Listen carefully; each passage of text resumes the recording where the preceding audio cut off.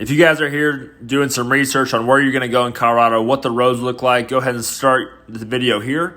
If you're just trying to look at the pictures to get yourself excited for your trip that you have already planned, go ahead and jump to minute 7, second 14, and we'll go ahead and start looking at the pictures from our trip. Thanks for watching. When we came into Colorado, we came from New Mexico, so we hit Silverton first. When we got there, we knew we had some time to hit a trail. We found Clear Lake. Clear Lake was awesome. The trail up there was easy. Four-wheel drive may be required if you needed it.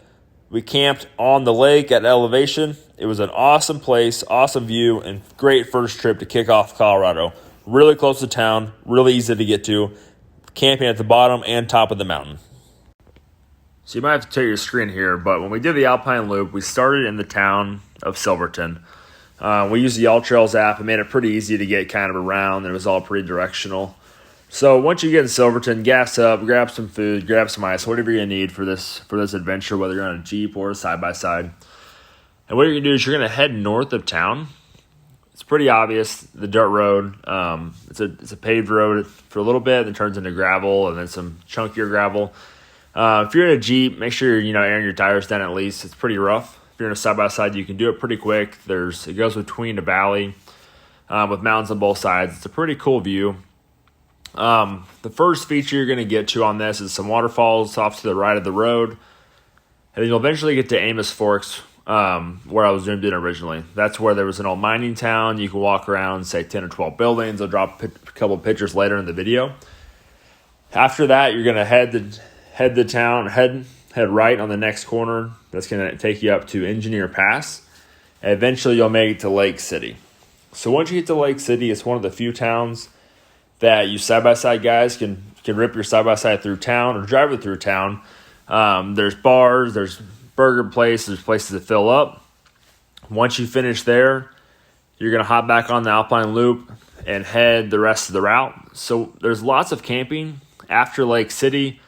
Where I'm zooming in now is a super awesome lake that's got camping on both sides of the lake. Super clean dirt road. Super smooth. Colorado had plenty of smooth dirt roads, shockingly. This section of the Alpine Loop after Lake City is probably going to go twice as fast for you Jeep guys than the first section of the loop did once you left Silverton. So we did this whole thing clockwise. I zoomed in there for a second. It shows directional on all trails. So after that cool lake, there's plenty of campsites that you can stay at. We didn't. We ended up here on Cinnamon Pass. We stopped at a spot that looked like it was marked for overnighting. We threw the Jeep up, got set up. I'll drop some pictures later in the video. We stayed on the top of Cinnamon Pass. The views were awesome when we were up there. There was animals running around. We did get some rain. It rained every single day in Colorado, but it was an awesome experience. The following morning, we woke up, got out of there, headed back on the loop. We connected where we connected the previous day on the Alpine Loop, and we kind of went through Amos Forks again. It was great. If you wake up in the morning, if you stay in this area, there are some bathrooms close to Amos Forks if you're trying to avoid the woods. Now, for you guys that are comfortable with your vehicle, your side-by-side or your Jeep, maybe you have a lift, this is the way for you. We didn't rub on any of this. It was a directional trail clockwise. It seemed like Colorado was like that a lot. There was a couple spots where we flexed out, but no rubbing. Plenty of space. Once we got to this stretch where it has arrows facing both ways, as long as we took it slow in our Jeep, we only rubbed once, and it was kind of I came off a ledge short and bounced. But it was great. The trail was fun. We saw a lot of decked out Jeeps on this specific trail. The only place in Colorado the whole time. Once we left, we went up to Ouray. So once we knocked out the Alpine Loop, we got some lunch in Ouray. We were like, hey, let's go back. Let's hit some more trails. So we went up to Imogene Pass. So this red line on all trails, super smooth dirt road, cruise up there. Start Imogene Pass up on this super cool wooden bridge. You can drive through the river or take the bridge. The bridge is pretty cool. Good little spot to get a picture for your Instagram, your Facebook, send to the family. The start of Imogene is all wooded trails in the lower elevation that has some rock features. Again, if you go slow, take your time, pick your line, you're going to be fine. All the way up Imogene, there was stuff to watch. It was the busiest trail we were on. There was motorcycles, four-wheelers, Jeeps, rental Jeeps, side-by-sides, rental side-by-sides. You got to watch those rental guys sometimes, but they're all out there having fun at the end of the day. Once we got up to the top of Imogene Pass, the connection down to the town of Telluride was closed due to snow. But hey, the views were still awesome. You could see the Telluride town, the airport. It was kind of cool to check out. Once we were up there, it started hailing on us. We got rain, a little bit of fog moved in. We hung up there for a minute until it all moved out, and we started our descent. So guys, if you're in Colorado, just remember the person coming up has the right of way. We saw a lot of issues on that. So once we get back down to the split where I'm zooming in here, you can turn left or right. If you turn right on the way back down, it'll take you through Camp Bird. Camp Bird is almost like a glorified dirt road. It's super easy trail.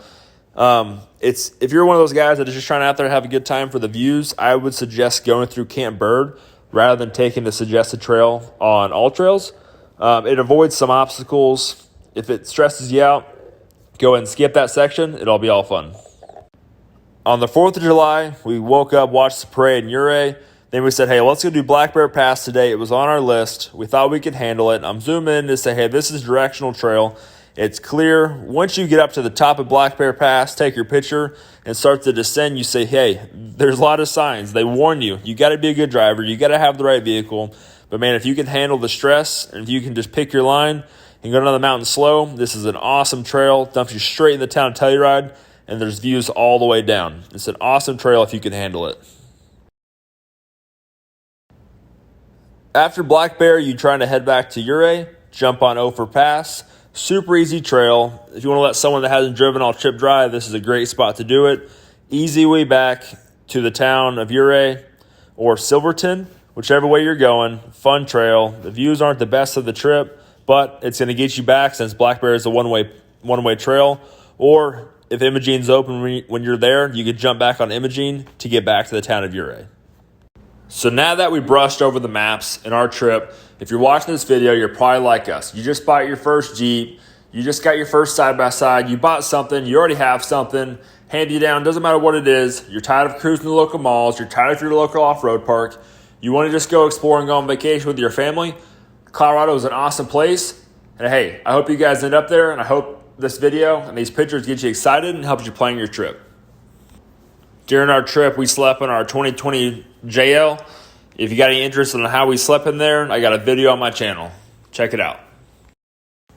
So we started the trip coming up north for New Mexico. We came into Silverton, wanted to hit a trail. We found Clear Lake. It was close to the town. We aired down the tires and started to head up the mountain. It was a pretty quick ride to the top. Once we got to the top, we got set up for camp for the night. We cooked some dinner. We saw all these little animals. Not sure what they were. They were around the whole trip. Super cool camp. Lots of cool pics. Coming up the mountain, looks like there was a wildfire. We learned that maybe there was a controlled burn that went bad. Overall, it was awesome. If you're coming at night, it gets cold. Be prepared for that. We left Clear Lake the next morning. We descended down the mountain into the town of Silverton. Between a short stretch of pavement, as you see here. The roads in Colorado are beautiful. You never complain about the pavement, to be honest.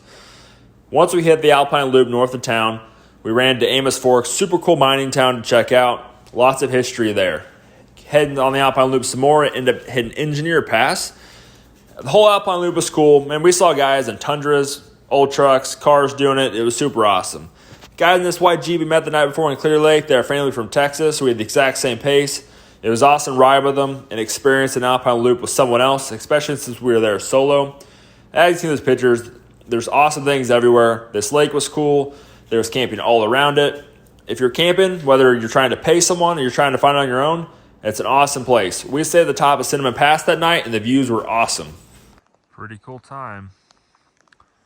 Double rainbow.